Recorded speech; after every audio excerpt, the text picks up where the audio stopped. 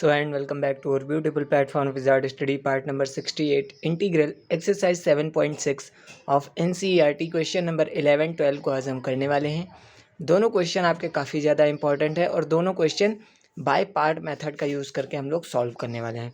तो question number 11 को पहले देखते हैं बिना किसी टाइम वेस्ट के साथ। जो भी चैनल पर नए हैं वो चैनल को सब्सक्राइब सपोर्ट जरूर करें।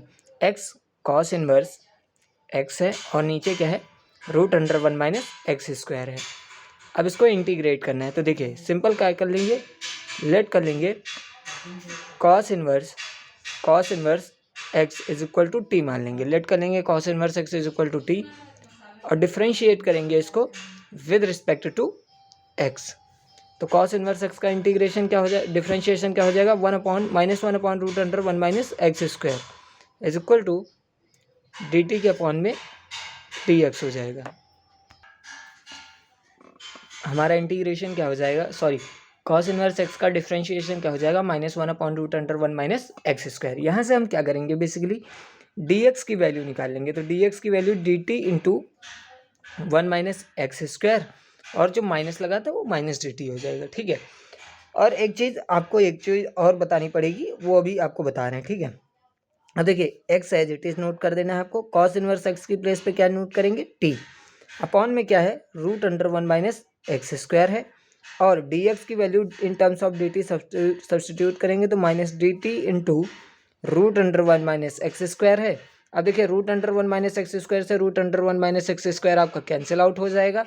तो आपके पास क्या बचेगा, एक्स इंटू माइनस बाहर ले लेंगे तो x into T D T. आप देखिए इस एक्स को हम कैसे चेंज करेंगे, तो x की वैल्यू यहाँ से निकालिए। तो देखिए कॉस इनवर्स x आपने क्या माना है, t आपने क्या माना है, cos inverse x is equal to t. यहाँ से x की जब वैल्यू निकालेंगे तो हमारी क्या मिल जाएगी, कॉस टी। x की वैल्यू क्या मिल जाएगी, कॉस टी, और इसको हम सब्सटीट्यूट कर देंगे। तो देखिए minus cos T into T, ये हमारी वैल्यू निकल के आ गई। अब हम यहाँ पे पार्ट मेथड लगा देंगे। तो पार्ट मेथड में क्या करते हैं, एक फंक्शन का u मान लेते हैं, एक फंक्शन को v मान लेते हैं। देखिए इस फंक्शन को देखिए, पार्ट मेथड का फॉर्मूला क्या होता है, u इंटू वी। अगर दो कोई फंक्शन आपके प्रोडक्ट में दिए गए हैं तो उसमें पार्ट मेथड लगेगा, जिसमें फॉर्मूला होता है पहले फंक्शन को एज इट इज नोट कर देना, इंटीग्रेशन सेकंड फंक्शन का, माइनस लगाएंगे, इंटीग्रेशन करेंगे, फिर अंदर क्या होगा डिफ्रेंशिएशन करेंगे u वाले का यानी कि फर्स्ट फंक्शन का, इंटीग्रेशन करेंगे v फंक्शन का, और फिर जो भी आएगा उसका होल dx करेंगे क्योंकि होल इंटीग्रेशन लगा हुआ है। तो देखिए यहाँ पे डिफ्रेंशिएशन हम उसी फंक्शन का करेंगे जिसका हमें इजी पड़ जाएगा। जैसे t है, t का आप डिफ्रेंशिएशन t के रिस्पेक्ट में करेंगे तो आपका 1 बन जाएगा, सिंपल। तो t को u मान लीजिए और cos t को v मान लीजिए। तो देखिए u एज इट इज रखना है यानी कि t को एज इट इज, और integration of cos t, minus है बाहर तो माइनस साइन लगा लेंगे, integration of cos t dt रहेगा minus integration d by D T of t integration of cos t और डी टी इंटू ये होल डी टी हो जाएगा। ठीक है, अब यहाँ पे क्या हो जाएगा, माइनस का, देखिए यहाँ पे क्या हो जाएगा, माइनस का t इंटू कॉस टी का इंटीग्रेशन क्या हो जाएगा, साइन टी, क्या हो जाएगा साइन टी, माइनस t का t के रिस्पेक्ट में 1 और इंटीग्रेशन ऑफ कॉस टी क्या हो जाएगा, साइन टी डी टी। अब इसका इंटीग्रेशन करना है सिंपल। तो देखिए माइनस का t साइन टी आपका बाहर है, माइनस कॉस साइन टी का इंटीग्रेशन क्या हो जाएगा, माइनस कॉस टी, तो माइनस माइनस क्या हो जाएगा प्लस कॉस टी, यहाँ पे लिख सकते हैं, और बाहर क्या आ जाएगा प्लस सी। अब सिंपल आपको करना क्या है, देखिए टी की वैल्यू हमारे पास क्या निकल के आई थी, टी की वैल्यू हमने क्या लेट की थी, तो टी की प्लेस पे हम क्या पुट कर सकते हैं, कॉस इनवर्स एक्स, तो पुट कर दीजिए। तो देखिए अंदर माइनस से मल्टीप्लाई कराएंगे तो ये cos into cos inverse x लिख सकते हैं हम, टी की प्लेस पे cos inverse x plus T की प्लेस पे कॉस इनवर्स एक्स, तो cos inverse x into sine into cos inverse x लिख सकते हैं। ठीक है, प्लस सी। अब यहाँ पे क्या हो जाएगा, देखिए ये हमारा प्लस में था, ये हमारा माइनस में चीज आएगी। ठीक है, जो प्लस में था वो माइनस में आ जाएगी, जो माइनस में थी वो प्लस में। कॉस इनवर्स से कॉस 1 बन जाएगा, तो x minus cos inverse x into sine cos inverse x plus c, ये हमारा सॉल्यूशन निकल के आ गया। आप इसको फर्दर सॉल्व आउट करना चाहे तो कर दीजिए, यहाँ पर भी आप इसको ड्रॉप आउट करेंगे तो कोई प्रॉब्लम नहीं है, आपका सॉल्यूशन माना जाएगा। होप आपको ये क्वेश्चन नंबर 11 समझ में आया होगा। सिंपल क्वेश्चन था, पहले कॉस इनवर्स एक्स को टी मानना था, सब्सटीट्यूट कर देंगे डी एक्स की वैल्यू, तो हमारा root under 1 minus x square root under 1 minus x square cancel हो जाएगा। फिर cos inverse x is equal to t माना था, वहाँ से एक्स की वैल्यू निकालेंगे तो हमें कॉस टी मिल जाएगी।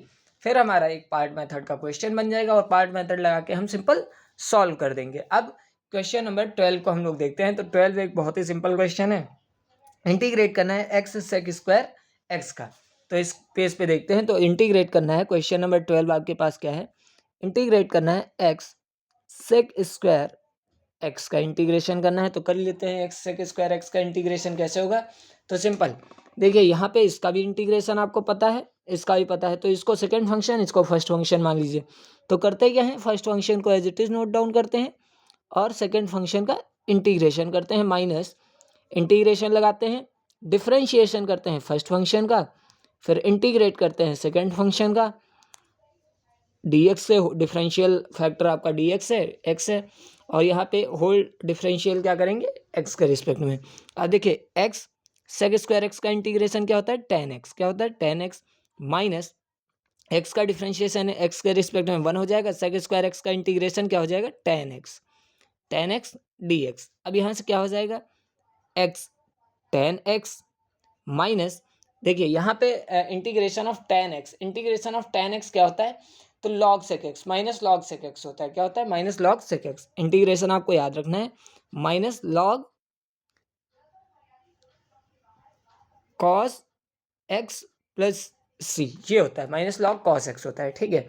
तो x tan x minus minus plus log cos x plus c, ये हमारा सॉल्यूशन सिंपल बन जाएगा। होप दोनों क्वेश्चन आपको समझ में आएंगे। दोनों सिंपल से क्वेश्चन थे, कोई इसमें प्रॉब्लम वाली बात नहीं थी, बहुत इजी क्वेश्चन थे। तो दोनों क्वेश्चन हमने इस लेक्चर में किए। अगर आपको लेक्चर अच्छा लगा तो वीडियो को, चैनल को लाइक सब्सक्राइब जरूर करें। मिलते हैं अगले लेक्चर में, तब तक के लिए अपना ध्यान रखिए। जय श्री राम, राधे राधे, सत श्री अकाल सभी को।